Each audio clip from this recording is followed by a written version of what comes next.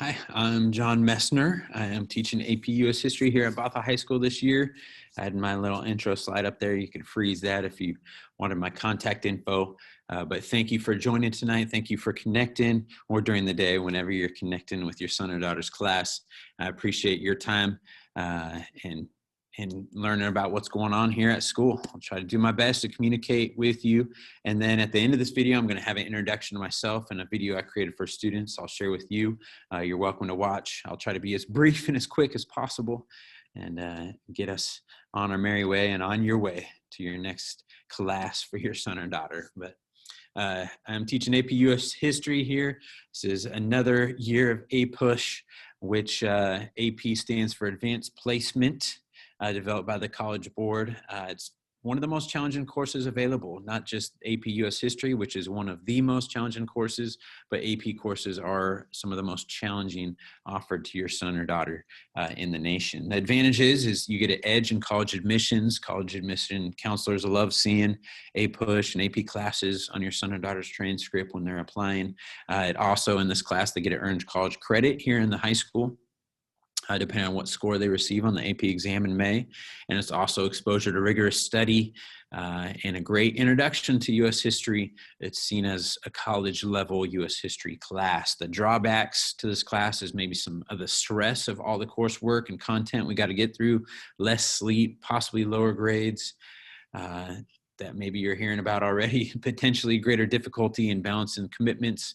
But I believe this course is available to any and everyone that wants to take it as sort of a great way to learn American history and to challenge themselves and to help them set discipline and commitments that are just going to better them in their future.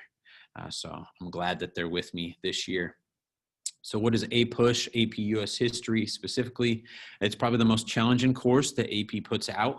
And I've had other students that have taken other U.S. history classes in college, and they've said that, yeah, your APUSH class, APUSH is harder than a freshman college history course. Just we're going over the full year, and whereas a college course would be one quarter, so they have a lot to cover, but we go over a whole year, and we do so in a depth that is pretty rigorous. So the APUSH class is going to culminate with the AP exam in May, which is also more difficult than many college exams in itself because it's comprehensive over the beginning of American history all the way up until when President Obama was president. So a tremendous amount of breadth and then depth that we get to throughout the whole year.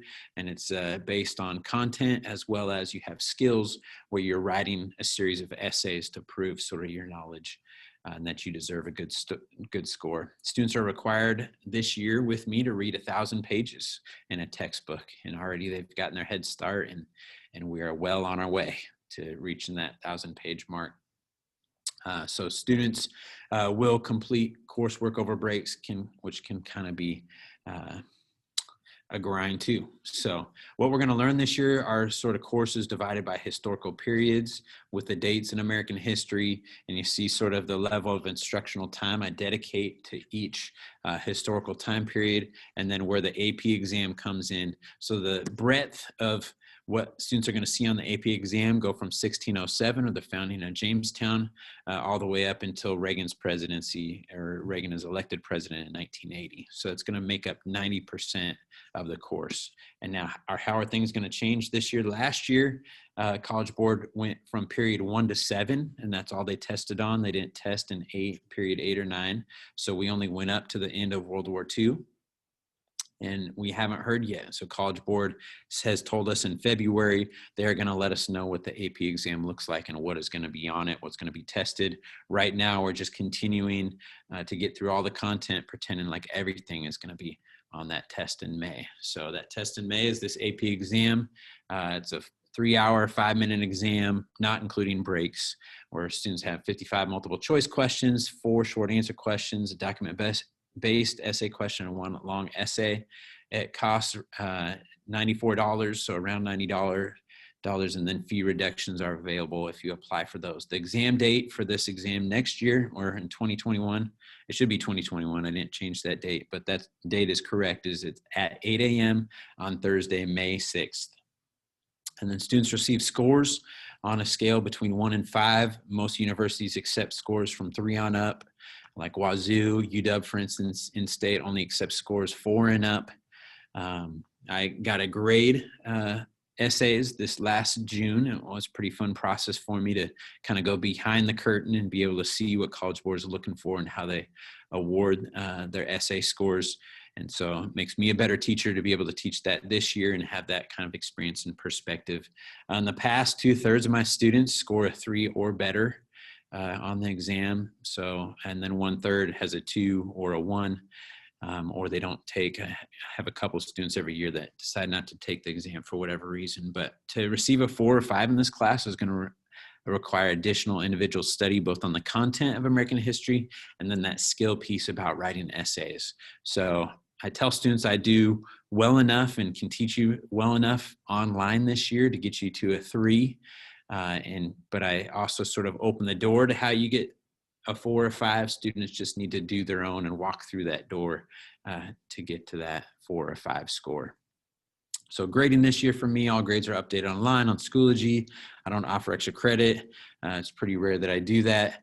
But 2/3 of this class will receive an A or a B in this class. Maybe your son or daughter is freaking out right now because they've gotten C's and D's on the little quizzes or little assignments that we're doing. It's just, they're learning how to take their quizzes.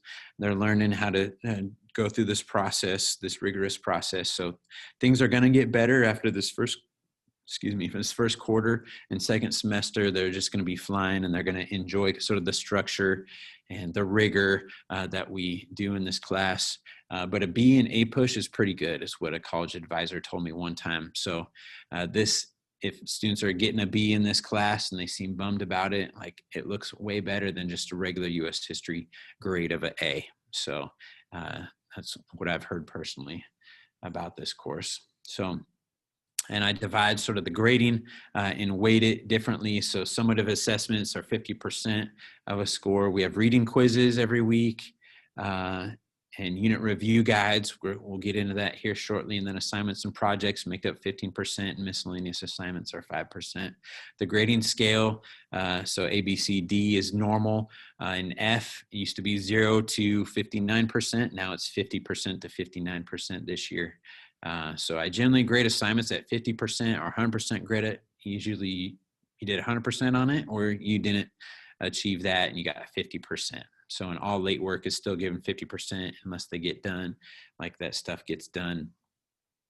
And you let me know the reason why it's not turned in on time. So please encourage your student to work at home frequently. There's going to be lots of reading, obviously, and work to do. And then when I see students via Zoom, they're working on the skills with me to be able to write essays and analyze primary source documents and how to study and all that good stuff. So it's probably about 1 hour of homework per night. Just in the reading and the completing study guides. That's what students are doing at home on their own. And then in class, sort of checking that they were doing the reading and staying up to date with it.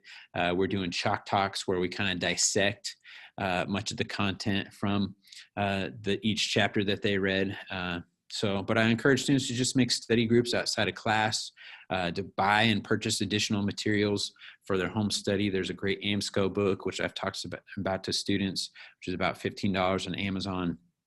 There's what's called the AP in a box, which are flashcards of content, which you can get on Amazon, and those are great test prep. And then there's other guides like Princeton Review produces guides, and so there's a lot of those out there which do a pretty good job for the most part of prepping students for the test. Okay, so again, here's my contact info. I'm now going to play like my introduction video that I played for students on the first day of school to get to know me better. I'm going to play that for you, but this is kind of me talking about this course. Now it's me playing the video about myself if you really care to watch the rest of it. So again, there's my contact info if you want to reach out. Thanks for joining me. Thanks for watching, and hope you make it to your other classes on time and enjoy the rest of this virtual curriculum night. So here's my video.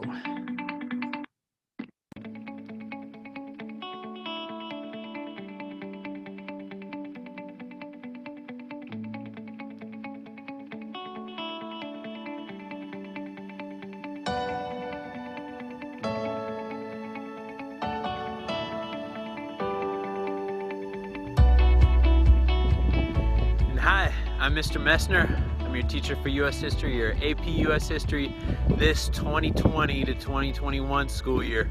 I'm excited to meet you. Here's a bit more about myself.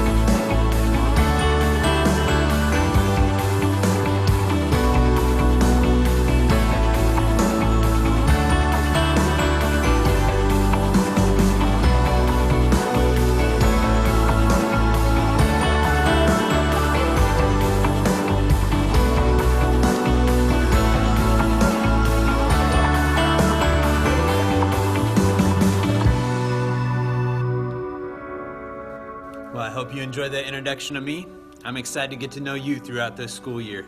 So let's go ahead, Cougs. Let's get on that blue train. Let's get to our seats and get ready to learn this year.